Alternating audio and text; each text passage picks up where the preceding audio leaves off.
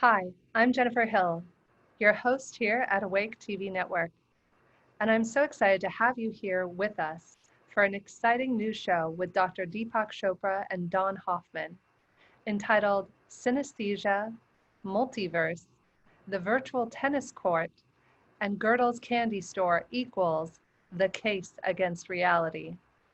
If this is your first time joining us, let me introduce you to our guests by sharing with you a little bit about who each of them are. Professor Don Hoffman received his PhD from MIT and is a professor emeritus of cognitive sciences at the University of California, Irvine. He has authored over 120 scientific papers and 3 books, including The Case Against Reality, Why Evolution Hid the Truth from Our Eyes, and Dr. Deepak Chopra. Dr. Chopra is founder of the Chopra Foundation, a nonprofit entity focused on research for humanitarianism and well-being, as well as Chopra Global, a medical organization at the intersection of science and spirituality. Dr. Chopra is renowned as a pioneer in integrative medicine and personal transformation. He has authored 90 books, including his most recent book, MetaHuman, and his 91st book is going to be coming out in September of 2020. Thanks so much for joining us. Hi, everyone. It's great to be back here with you for another conversation at the intersection of cutting-edge science and spirituality.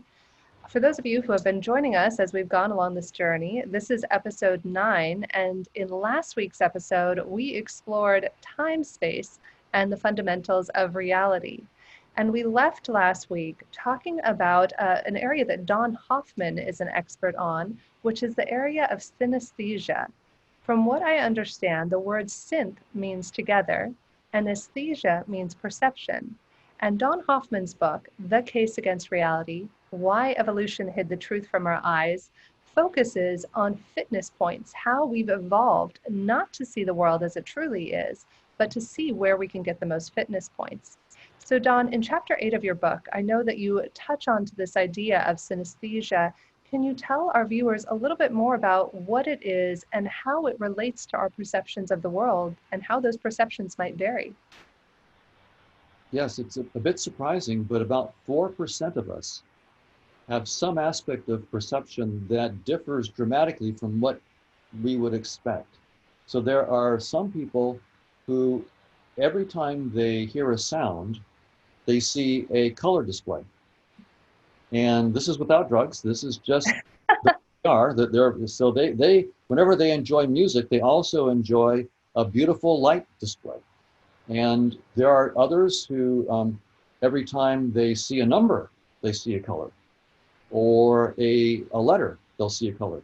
Sometimes the one that I find most intriguing is Michael Watson, who everything that he tastes with his tongue, he would also feel as an object in space, that he could feel with his hands. He could feel the weight of it. He could feel the shape of the surface. He could feel the temperature of it. He could feel the texture of it. And so, as I think mentioned last time, the mint felt like a tall, cold, smooth column of glass. Caro syrup felt like a big box of BBs. He could feel the BBs with his hands. And Angostura bitters felt like a basket of ivy, and he could feel the leaves, the sponginess of the leaves, the tendrils, the shape, and so forth. And so this is a bit surprising. In fact, he was discovered by Dr. Seidewijk, who was a neuroscientist. And he discovered him at a party. This guy Michael Watson was cooking, and Seidewijk happened to come into the kitchen, and he heard this guy going, this sauce has too many points on it. He was cooking some sauce for chicken or something like that. And Michael Watson was going, oh, the sauce has too many points on it.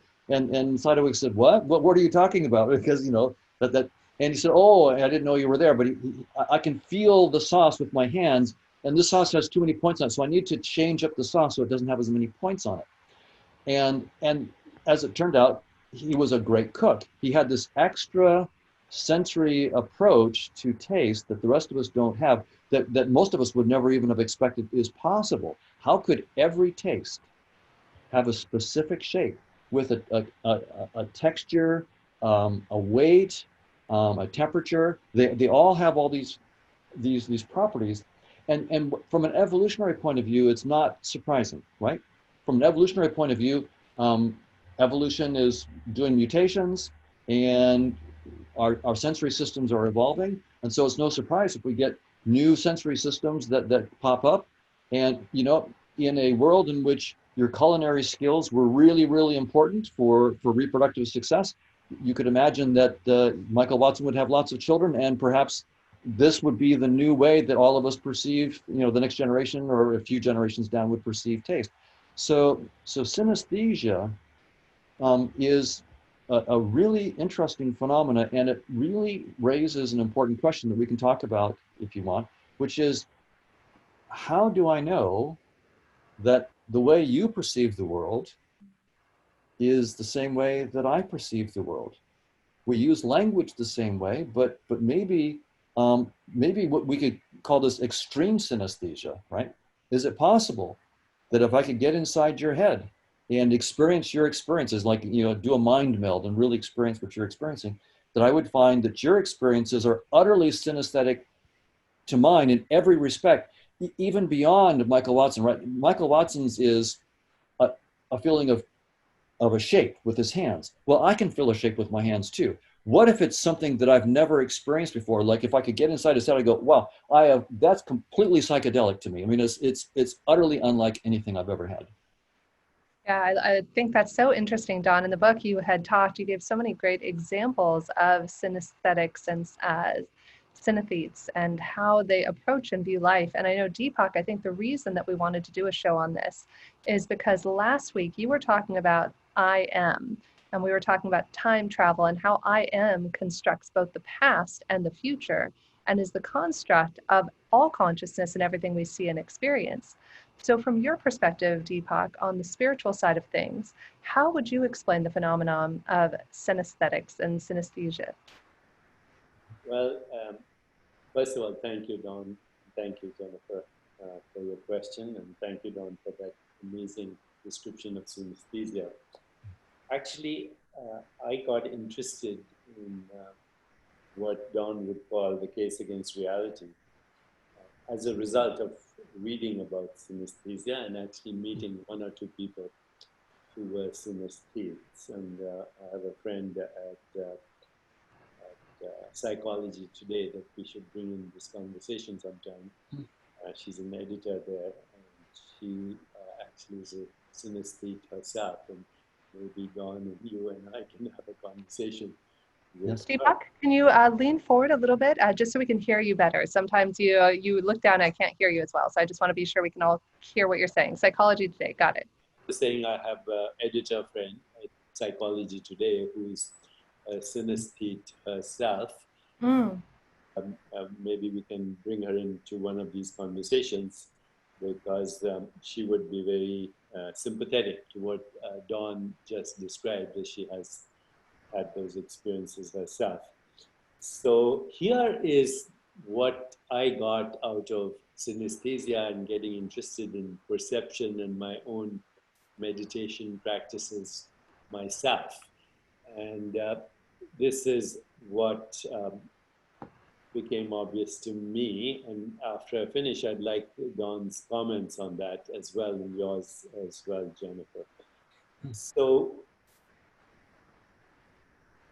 we know that what we call everyday reality, including the reality of our own biological organism, this body-mind system, and every other object that we perceive, we call them objects. We call our body an object too. You know, we say the body. So most people think of their body as a noun, not as a verb. And most people think of objects as nouns as well. So this is a noun, it's a book. Okay, this is a hand, that's a tree, etc. What I realized early on is that that's the perfect description of what is called naive realism. Of course, Don has great extensions on the idea of naive realism. There are many types of realism: scientific realism, representational realism. In my mind, they're all based in one way or another on naive realism. So naive realism says that the world exists exactly as it is perceived by the five human senses, exactly as perceived by the five human senses. That's the fundamental basis of what we call naive realism. Second idea that comes from that in naive realism is that the physical world as perceived by the five human senses or their extensions, we can extend the range of our sensory experience through instruments. In fact, some people use the word instrumentalism as well. So we can extend the range of our sensory experience, infrared, ultraviolet, etc., X-rays, microwaves, radio waves, all of that. But still, it's an extension of human sensory experience. And what naive realism says is that the world will continue to exist as perceived by the five human senses, even if no one was looking, no sentient being, no species was looking. That to me sounds like an extraordinary leap of faith, that the physical world would exist as perceived by the five human senses, even in the absence of no one, not just human beings, but any other species looking at it. So that for me is a leap of faith. It's not a scientific understanding, I think, even though it's based on the methodologies, even though the methodologies of science are based on that, which is fair enough because, the methodologies of science allow us to create technology, including the technology that we call VR.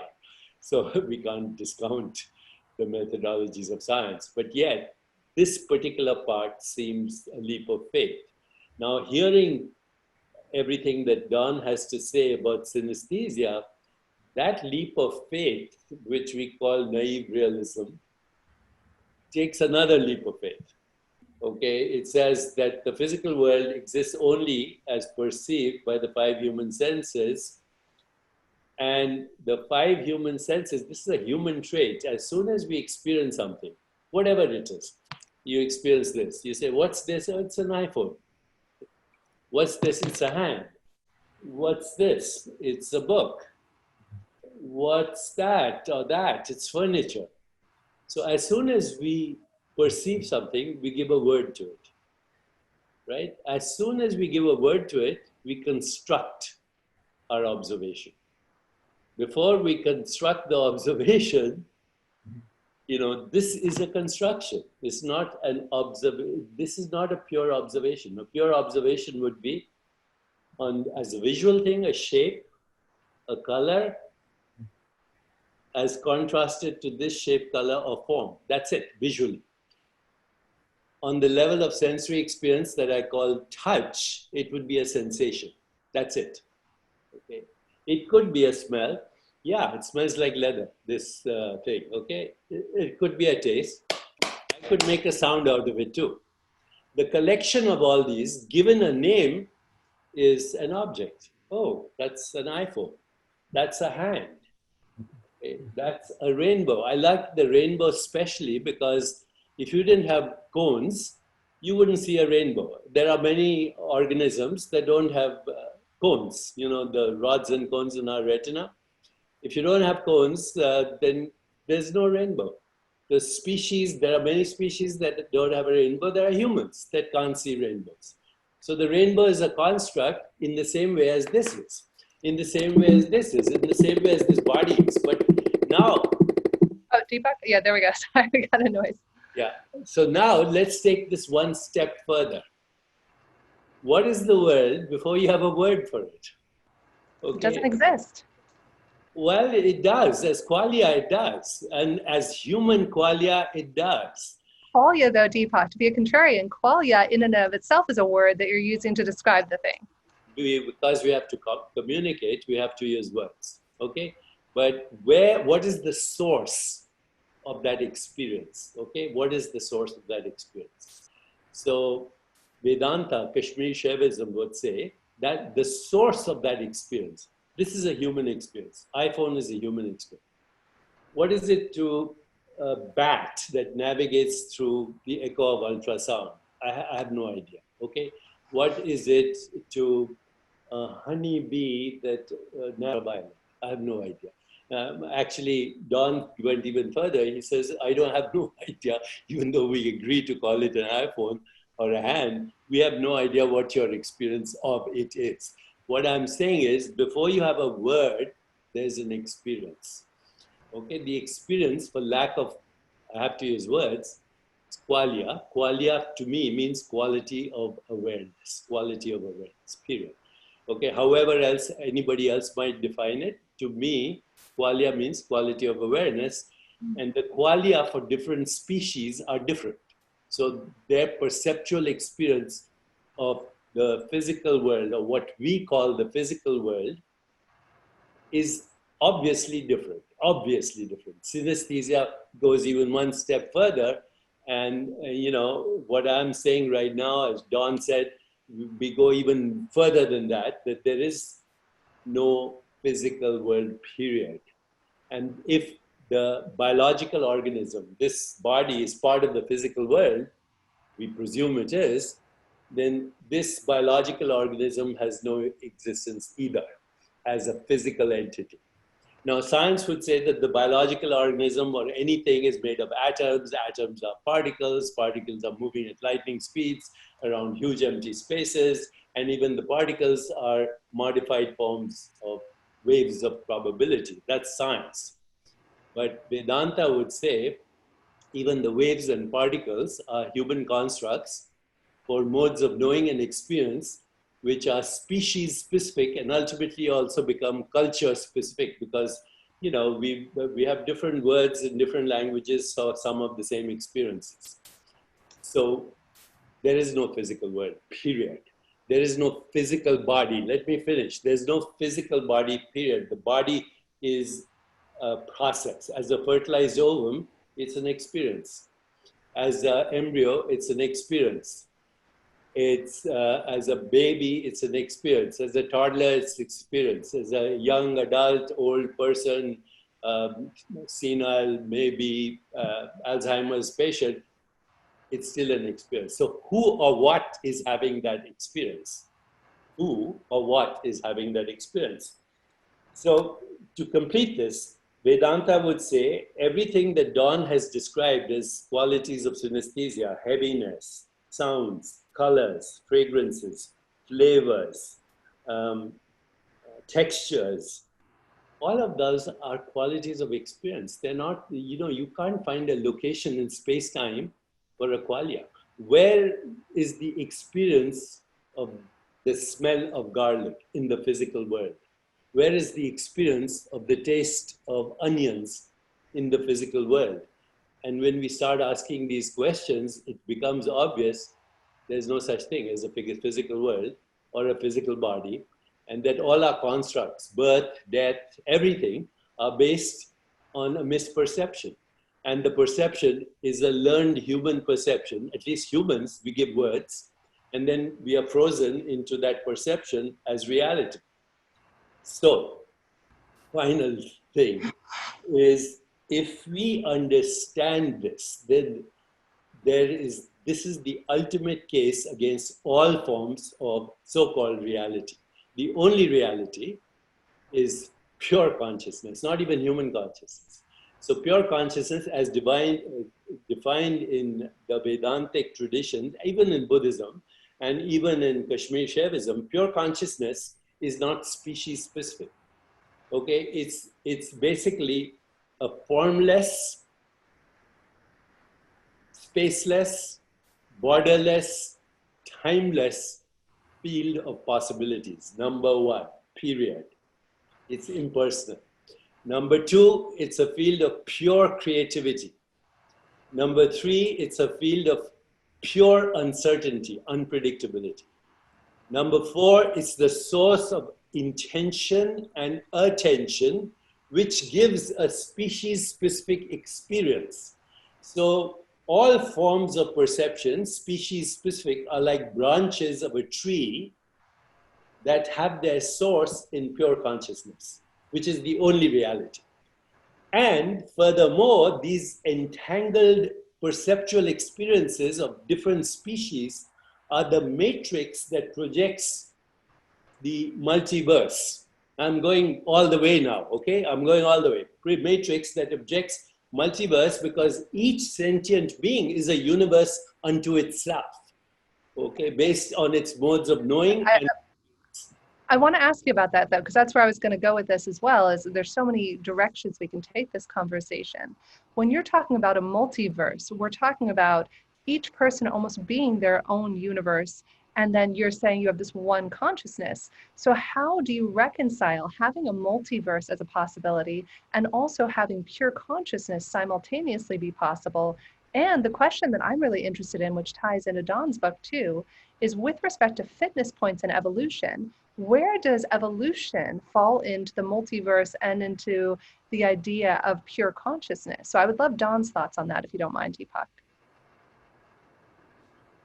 Yes, so the multiverse of possible experience worlds would be, from an evolutionary point of view, reasonable, because you can just be exploring all the different possible solutions for, evolutionary, solving evolutionary problems. Now, of course, there is an issue with conscious experiences in evolution, and that is that if you take, as many of my colleagues do, if you take conscious experiences as having no causal effects, right? Mm-hmm. So there are some who are epiphenomenalists. They say that the brain causes conscious experiences, but the conscious experiences themselves have no causal effects. If that's the case, then you couldn't have an evolutionary theory about consciousness, because if consciousness doesn't do anything, it makes no impact on fitness, and so you can't evolve. And so you'd have to have some other story about consciousness for that kind of thing to evolve. But I did want to mention, we talked about that we use words, as Deepak was saying, we use words to talk about objects. And even though your universe of experiences might be utterly different from mine, we seem to be able to use words. And it's fascinating to look at how that actually happens in infants.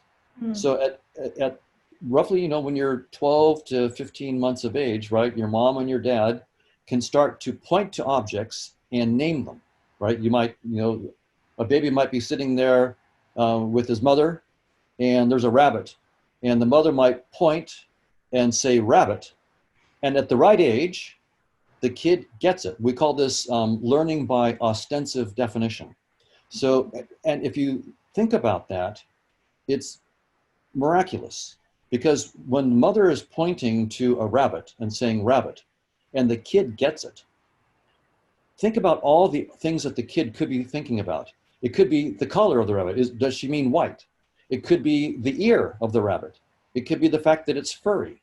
It could be the rabbit and the little rug that it's sitting on. It could be the left foot of the rabbit and the right ear of the rabbit. How does the child know, and how does the mother know that when she points and says rabbit, that the child is going to use the word rabbit to pick out the right thing? There's an infinite number of hypotheses the child could entertain. And also how the level of abstraction, if the mother pointed and said quadruped, we know that mother is messing up her kid. Or if we said, mammal, I mean, that's just the wrong, we just laugh because we know that the mother shouldn't do that. The child will get it wrong. And so we come, from an evolutionary point of view, we seem to come pre-programmed with this learning algorithm between the parents and the child, so that you can just point and say cow and the kid gets it. And once you learn what they call these basic level objects, so we seem to be programmed. This is quite interesting in terms of what Deepak was saying, that we're programmed to want to, at a certain age, like 12 months to 24 months, to really get all these objects. And mom and dad know exactly to say rabbit and not mammal and not quadruped. We know exactly how to play this language game for learning.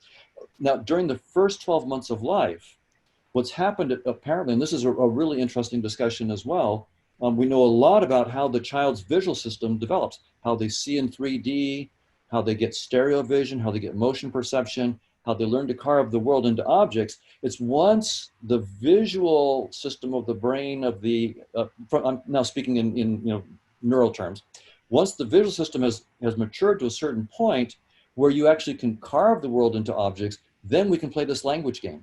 And so it's very, very interesting, but still the points that we're talking about hold, which is just because we play this language game successfully doesn't mean that our experiences are anywhere like each other, right? So as scientists, it's really intriguing to ask the question, how do we successfully play this language game given the possibility that our experiences are utterly quite different?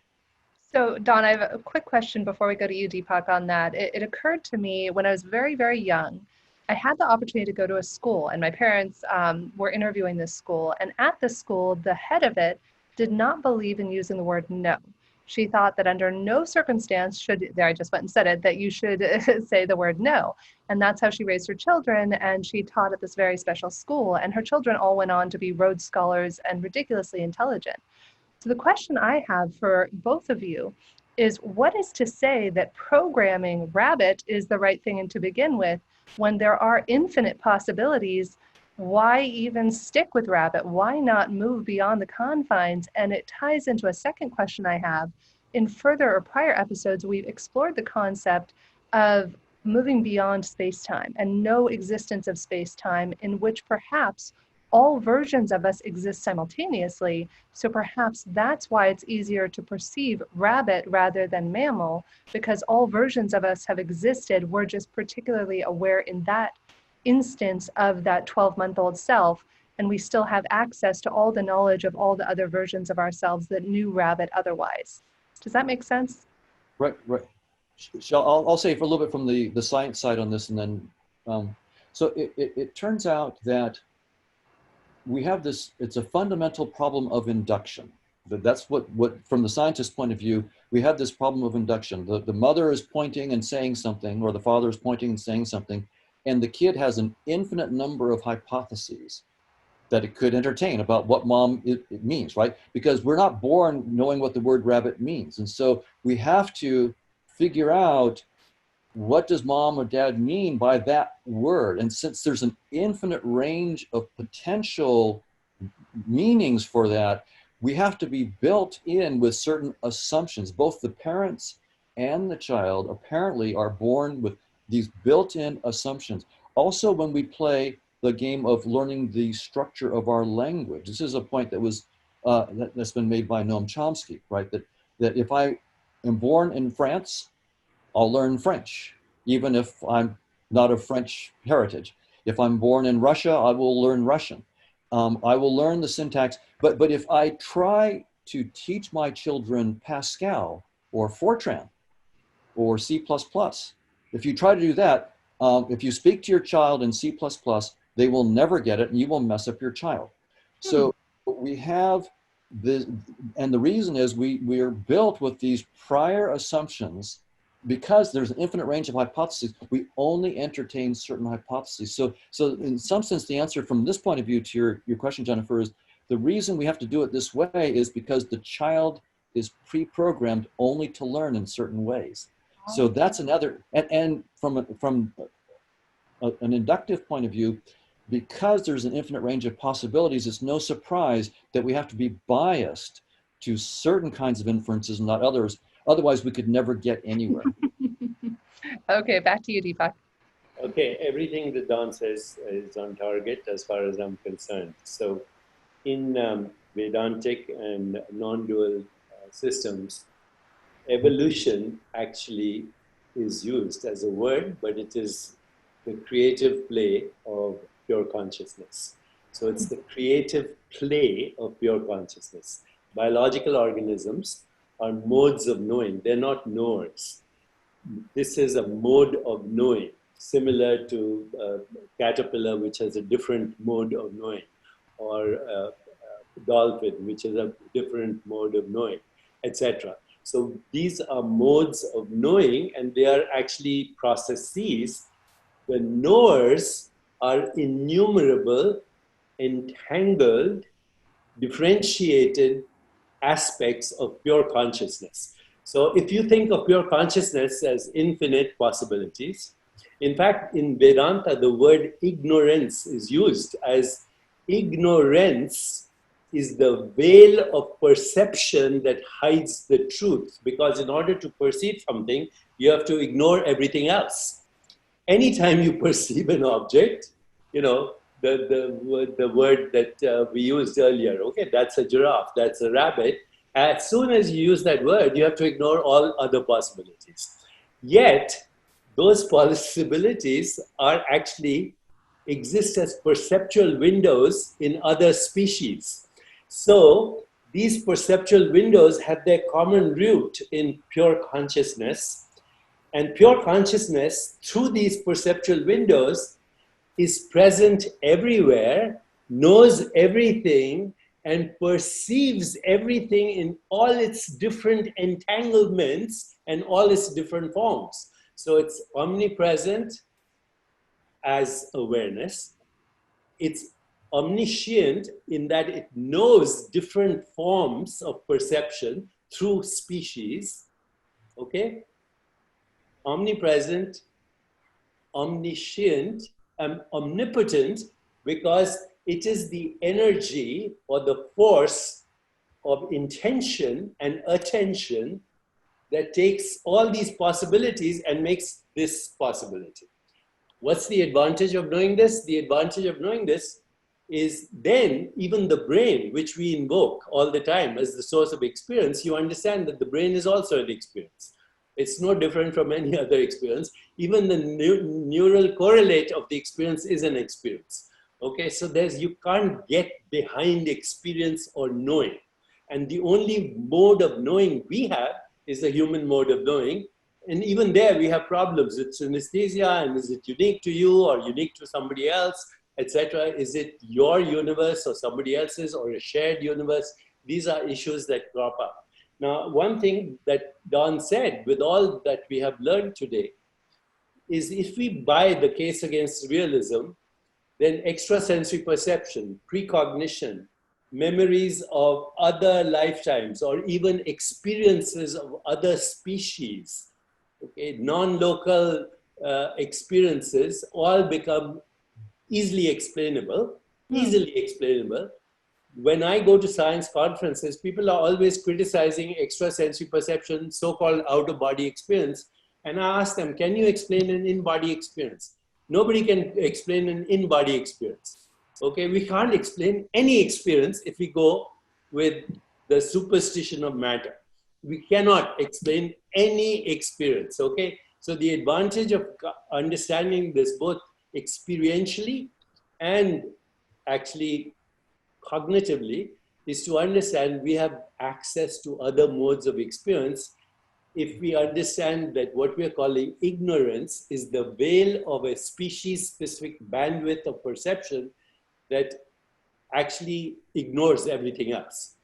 Now, why I'm going into such details of this is I was actually returning from a Science of Consciousness conference one day. Don doesn't know this. Somebody gave me a paper of Don's that he had published on the user interface. And I read a description from you, Don, of virtual tennis. That two people are playing tennis and they have their own tennis bracket, their own tennis ball, their own tennis court, and yet they're playing. Can you just explain that? Because that holds the key to everything we're saying. Absolutely, and I like what you're saying. I'll just say one thing before that, and that is that what you're saying about the different species having very, very different forms of perception fits very, very well with what I'm saying. What we would say in neuroscience is that the kinds of constraints that are built into humans are very, very different from the a priori constraints, the inductive constraints that are built into other species. And but from the point of view that you're saying, from a deeper conscious point of view, this is just consciousness exploring all sorts of varieties of forms of experience. That's it. Yes.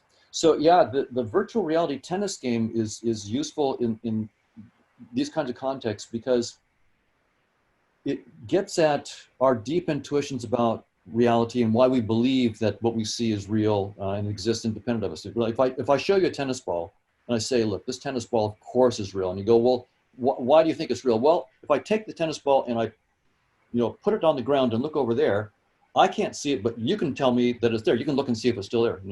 So you look and say, yeah, it's still there. So that proves it's there. Or I can say, I don't see it, but I can reach over and I can touch it. So I reach over and I touch it. So therefore, it truly exists. And so those are the kinds of things that we would do to say that it's real. But think about it in virtual reality. You have a headset and a bodysuit on, and you see yourself immersed in a tennis court with a friend, and you have a tennis ball that you start playing. And you can play with the tennis ball, right?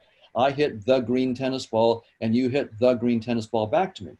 And so suppose I'm taken in by this, and I go, well, but it's a real green tennis ball, because after all, my partner sees the tennis ball. And I go, and I can prove it to you. So I'm going to take this tennis ball in VR, and I'm going to put it down. I know that if I look over there, I'll see it. Lo and behold, I do see it. So that means it was there all along. Or I know that if I don't look, my friend can look across and see. And so we can do all the same things in VR, but we know there that the answer is there is no real tennis ball. You have photons being sprayed in your headset. And sometimes when I look over there, I get the photons that help me to create the experience of a tennis ball. I look away, now I create the experience of the net. And now I look and I see the experience of my friend. These are all experiences that I'm creating on the fly when I get the right photons sprayed in my headset. They don't exist.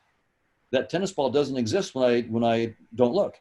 Even if my friend sees the tennis ball that my friend is seeing is their tennis ball. So they have their tennis ball, which is distinct from my tennis ball. We can have the illusion of talking about the tennis ball, but there is no single tennis ball. There are two tennis balls, and they only exist when each of us makes our own tennis ball. And that, I claim, is everyday life, about objects as amazingly, apparently real as the moon. I see my moon when I create it. You see your moon when you create it. There is no moon.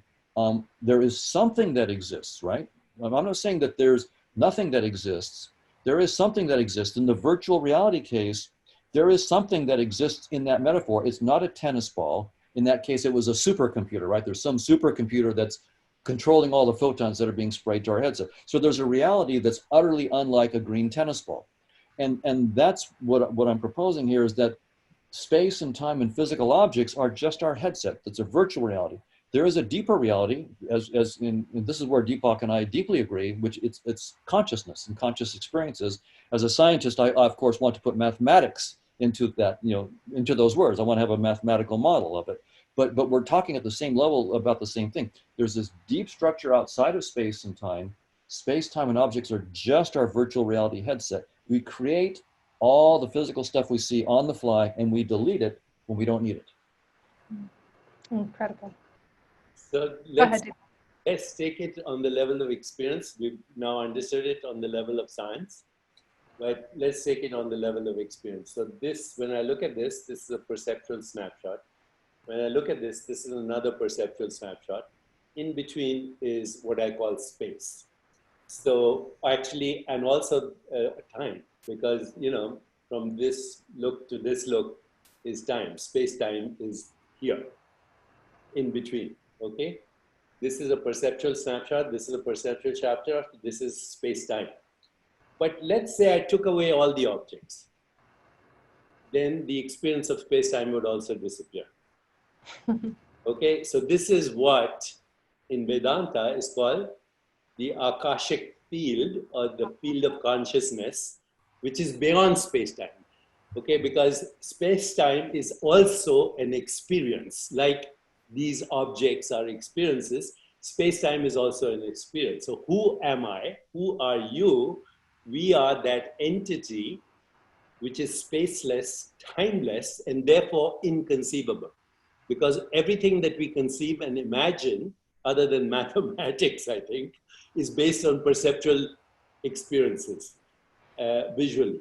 So, going a little bit deeper into what Don was saying, that we are pre-programmed to experience certain things in a certain way. We have what is called a language center. We are born with a language center in the brain before we learn language. Now, I would like to know from Don possibly if this language center itself is different in different species because we are the only species that use words to tell stories, whether they're theological stories, scientific stories, it doesn't matter. But we create stories to explain experiences. We have something called a language center in the brain, which predisposes that baby to say, oh, that's a giraffe, or that's an animal, or that's a plant, or that's an iPhone, or that's a body, whatever. But the fundamental reality that we are is actually spaceless, timeless, inconceivable, unimaginable. And yet without it, there would be no experience. There would be no experience, even of the brain.